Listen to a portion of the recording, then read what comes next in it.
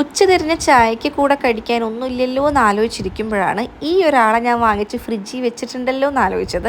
ഇത് പൊട്ടാറ്റോ ആണ് കേട്ടോ. പൊട്ടാറ്റോ ഫ്രൈ ചെയ്യേണ്ടതാണത്. ഒരു ക്യൂരിയോസിറ്റി തോന്നി വാങ്ങിച്ചു നോക്കിയതാണ്. ഒരു 15 മിനിറ്റോളം ഡീപ്പ് ഫ്രൈ ചെയ്യാനാണ് പറഞ്ഞിട്ടുള്ളത്. ഫ്രീസറിൽ നിന്ന് എടുത്ത് അപ്പം തന്നെ നമ്മളിത് ചെയ്യണം. അപ്പോൾ ഇത് ചെയ്യുമ്പോൾ തന്നെ സാധാരണ നമ്മുടെ ഉരുളക്കിഴങ്ങ് വറക്കുമ്പോൾ ഒരു സ്മെല്ല് വരത്തില്ലേ, സെയിം സ്മെല്ലാണ്. വേറൊരു ഫ്ലേവറിൻ്റെ സ്മെല്ലും എനിക്ക് വന്നില്ല കേട്ടോ. കൂടെ നമ്മളിതേ പാൽച്ചായ വെച്ചിട്ടുണ്ട്. എനിക്കും പാറുവിനും അച്ഛനുമാണ് കേട്ടോ പാൽച്ചായ വെച്ചിട്ടുള്ളത്. നല്ല കടുപ്പത്തിൽ നല്ല മധുരത്തിൽ ചായ വേണം. പിന്നെ ഇത് നമ്മുടെ അമ്മയുടെ കപ്പാണ്. പാറുമോളായ സമയത്ത് എനിക്ക് ഗിഫ്റ്റ് കിട്ടിയൊരു കപ്പാണ് കേട്ടോ ഇത്. അപ്പോൾ അതേ പാറൂസിനും എനിക്കും അച്ഛനും പാൽച്ചായയും അമ്മയ്ക്ക് കട്ടൻ ചായയും കൂടെ കടിക്കാൻ വേണ്ടിയിട്ട് ഈ ഒരു പൊട്ടാറ്റോ ഫ്രൈ ആണ് കേട്ടോ എടുത്തത്.